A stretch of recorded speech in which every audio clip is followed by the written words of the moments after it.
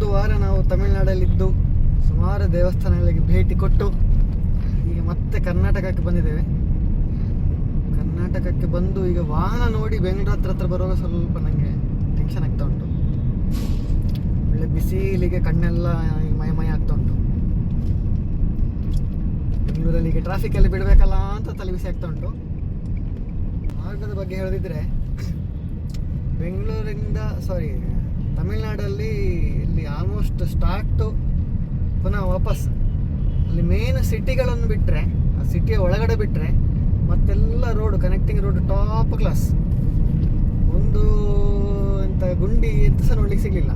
Speed breaker ಇರ್ಬೋದು, ಅದು ಬಿಟ್ಟರೆ ರೋಡ್ ಮಾತ್ರ ಸೂಪರ್, ಸುಸ್ತೇ ಆಗೋದಿಲ್ಲ ಹೇಳಿದ್ರೆ. ಮತ್ತು ಇಲ್ಲಿ ನಮ್ಮೂರಿದ್ದು ಗೊತ್ತುಂಟ ರೋಡ್ ಹೇಗೆ ಅಂತ. ನಮ್ಮಲ್ಲಿ ಸಹ ಹಾಗೆ ಕನೆಕ್ಟಿಂಗ್ ರೋಡ್ ಎಲ್ಲ ಒಳ್ಳೆದಾದರೆ ಒಳ್ಳೆದಿತ್ತು ಅಂತ ಅನಿಸ್ತದೆ ಅಷ್ಟೇ. ಈಗ ಕನ್ನಡ ಬೋರ್ಡ್ ಎಲ್ಲ ನೋಡಿ ಸ್ವಲ್ಪ ಖುಷಿ ಆಗ್ತಾ ಉಂಟು ಅಷ್ಟೇ. ಅದೊಂದು ಅಂದರೆ ಓದ್ಲಿಕ್ಕೆ ಆಗ್ತಾ ಉಂಟಲ್ಲ ಅಂತ. ಅಲ್ಲಿ ತಮಿಳ್ನಾಡಲ್ಲೆಲ್ಲ ನಾವು ಟ್ರಾನ್ಸ್ಲೇಟರ್ ಇಟ್ಕೊಂಡು ಇದೆ ಅಂತ ಮಾಡ್ತಾ ಇದ್ದದ್ದು. ಈಗ ಟ್ರಾನ್ಸ್ಲೇಟರ್ ಎಲ್ಲ ಬೇಡ, ಸರಿ ಓದ್ಲಿಕ್ಕೆ ಆಗ್ತದೆ. ಜೈ.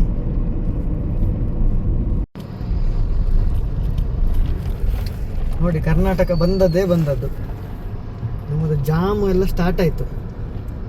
ಮತ್ತು ಹೀಗೆಲ್ಲ ಓವರ್ಟೇಕ್ ಮಾಡೋರು ಜಾಸ್ತಿ ಆಗ್ತಾ ಇದ್ದಾರೆ.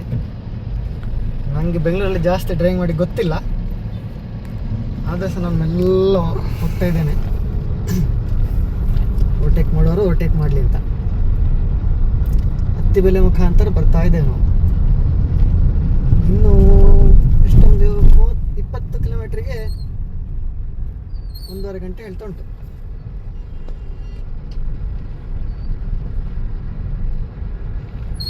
ತಮಿಳ್ನಾಡಲ್ಲಿ ಒಳ್ಳೆ ಮಾರ್ಗ ಹೋಗಿ ಇದು ಇನ್ನೊಂದು ತರದ ಮಾರ್ಗದ ಎಕ್ಸ್ಪೀರಿಯನ್ಸ್. ಸೂಪರ್. ಇಲ್ಲಿ ಲೆಫ್ಟ್ ತಗೋದ ಕ್ರೇಜಿ ರೋಡ್. ಲೆಫ್ಟ್ ಹೋಗಲ್ಲ,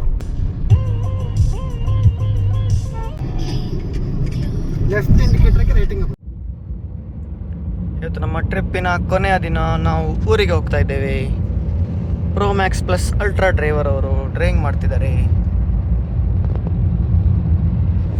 ಕೇವಲ 1 ಗಂಟೆ 10 ನಿಮಿಷದಲ್ಲಿ ನಾವು ನೆಲಮಂಗಲ ರೀಚ್ ಆಗಿದ್ದೇವೆ. World record.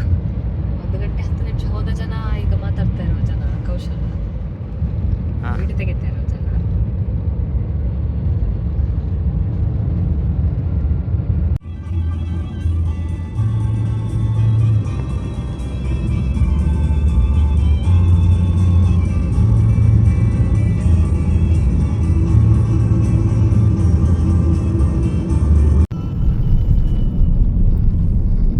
ಶಿರಾಡಿ ಘಾಟಿಯಲ್ಲಿದ್ದೇವೆ ನಾವು.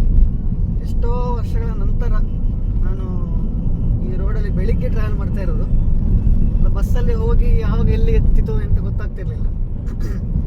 ಈಗ ಹೇಳ್ಬೇಕಾದ್ರೆ ಮಾರ್ಗ ಆ್ಯಕ್ಚುಲಿ ತುಂಬ ಒಳ್ಳೆಯದಾಗಿದೆ, ಆದರೆ ತುಂಬ ಮರಗಳೆಲ್ಲ ಇಲ್ಲ ಮೊದಲಿನ ಹಾಗೆ ಅಂತ ನೋಡಿ ತುಂಬ ಬೇಜಾರಾಗ್ತದೆ. ಒಟ್ಟಿಗೆ ಎಂತ ಮಾಡೋದು, ಒಟ್ಟಿಗೊಂದು ಬೇರೆ ಗಿಡ ಮರ ಏನಾದರೂ ನೆಟ್ಟಿದ್ದಿದ್ರೆ ಎಲ್ಲಿಯಾದರೂ ಒಳ್ಳೆದಿತ್ತು. But road ಒಳ್ಳೆದಾಗಿದೆ.